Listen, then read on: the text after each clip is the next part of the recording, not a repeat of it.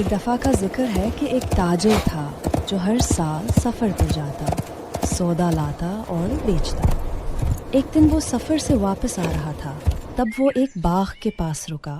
اس نے ناشتہ نکالا اور کھجور کھانے لگا۔ ایک کھجور کا بیج اس نے زمین پر پھینکا۔ اچانک آسمان پر آندھی چلی اور ایک خون پینے والا زہریلا جن سامنے آ گیا۔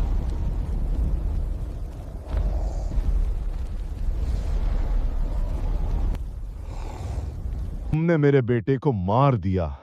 اس کھجور کے بیج سے میرا بیٹا مر گیا۔ اب میں تجھے قتل کروں گا۔ مجھے علم نہیں تھا، میری غلطی نہیں تھی، میں بے قصور ہوں۔ تجھے مرنا ہوگا۔ مجھے 1 سال کی مہلت دے دو، میں اپنے گھر جاؤں، اپنی بیوی بچوں سے الوداع کہہ کر اپنا قرض ادا کر کے واپس آ جاؤں، پھر تم مجھے مار دینا۔ اگر واپس نہ آیا تو؟ میں وعدہ کرتا ہوں، میں ضرور واپس آؤں گا۔ ٹھیک ہے، لیکن اگر 1 سال بعد تم نہ آئے تو میں تمہیں ہر جگہ ڈھونڈ کر قتل کر دوں گا۔ اور جن غائب ہو گیا۔ تاجر اپنے گھر لوٹ گیا۔ اگلے دن تاجر اپنے گھر کیا پہنچا۔ ہوا؟ آپ پریشان کیوں ہیں؟ میری زندگی کا بس 1 سال بچا ہے۔ اور اپنی بیوی کو پورا واقعہ سنایا۔ اس نے اپنا قرض ادا کر دیا۔ دھیرے دھیرے 1 سال گزر گیا۔ وہ سب سے ملنے کے بعد واپس سفر پر نکلا اور اسی جگہ جا پہنچا جہاں اس کا جن سے وعدہ ہوا تھا۔ وہاں وہ انتظار کرنے لگا۔ کچھ دیر ہی گزری تھی کہ ایک بوڑھا آدمی وہاں سے گزرا۔ ارے بھائی، تم یہاں اکیلے کیا کر رہے ہو؟ یہ جگہ تو جنات اور بری روحوں سے بھری پڑی ہے۔ کیا بتاؤں، آج میری زندگی کا آخری دن ہے۔ پھر اس نے پورا واقعہ سنایا۔ یہ تو عجیب واقعہ ہے۔ میں بھی دیکھنا چاہتا ہوں کہ آخر تمہارے ساتھ ہوتا کیا ہے۔ پھر ایک اور بوڑھا آیا، اس کے ساتھ 2 کالے کتے تھے۔ تھوڑی دیر بعد تیسرا بوڑھا بھی آ گیا۔ تینوں بوڑھے اور تاجر ایک ساتھ بیٹھ گئے۔ اچانک آسمان میں گھومر اٹھنے لگے اور جن کا ظہور ہوا۔ اب تمہارے مرنے کا وقت آ چکا ہے۔ اگر میں تمہیں ایک ایسی کہانی سناؤں جو بہت دلچسپ ہو تو کیا تم اس تاجر کی آدھی سزا معاف کرو گے؟ ٹھیک ہے، سناؤ۔ جو ہرنی تم میرے ساتھ دیکھ رہے ہو، اصل میں یہ میری بیوی ہے۔ ہمارے اپنے بچے نہیں تھے، اس لیے میں نے اپنی قنیز کے بیٹے کو گود لے لیا اور اس سے اپنا وارث بنایا، لیکن میری بیوی اس سے نفرت کرتی تھی۔ جب میرا بیٹا 10 سال کا ہوا، مجھے سفر پر جانا پڑا۔ میں نے روانہ ہونے سے پہلے بیوی سے کہا، ان دونوں کا خیال رکھنا۔ مگر میری بیوی جادو جانتی تھی۔ اس نے میرے بیٹے کو بچھڑا بنا دیا اور اس کی ماں کو گائے، پھر دونوں کو ایک چرواہا کے حوالے کر دیا۔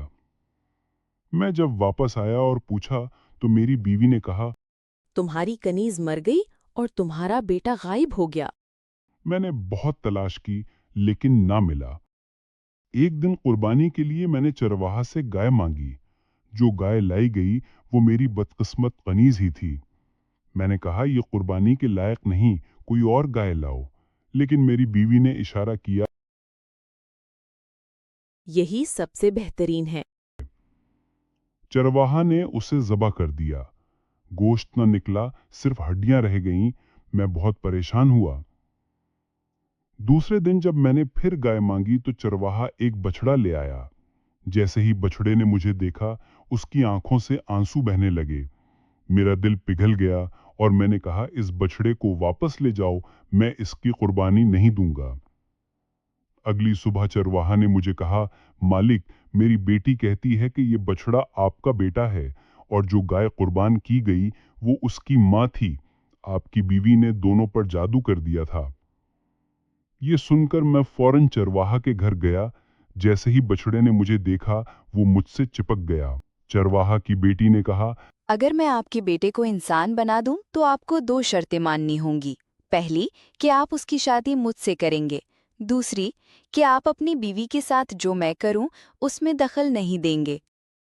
मैंने कहा, तुम्हारी दोनों शर्तें मंजूर हैं। फिर उस लड़की ने पानी पर कुछ पढ़कर बछड़े पर छिड़का। देखते ही देखते मेरा बेटा इंसान बन गया। मैंने उसे गले लगाया और कहा, मेरे बेटे, इस लड़की ने तुम्हें आजाद किया है, तुम्हें इसकी शुक्रगुजारी में इससे अपनाना चाहिए। मेरा बेटा राजी हो गया। निकाह से पहले उस लड़की ने मेरी बीवी पर जादू करके उसे हिरनी बना दिया। फिर मेरा बेटा अपनी बीवी के साथ शहर चला गया और मैं अपनी हिरनी बन चुकी बीवी को लेकर शहर शहर भटकता रहा अपने बेटे की तलाश में। इसी तलाश ने मुझे यहाँ तक ला दिया। तुम्हारी कहानी वाकई इंतहाई अजीबो-गरीब है। इसीलिए इस ताजिर की सजा का तीसरा हिस्सा मैं तुम्हें माफ करता हूं। ए जिन, अब मेरी भी एक कहानी सुन लो। अगर तुम्हें मेरी कहानी पहले से ज्यादा अजीब लगे तो क्या तुम इस बेचारे ताजिर की सजा का दूसरा हिस्सा भी माफ कर दोगे? ठीक है, सुनाओ।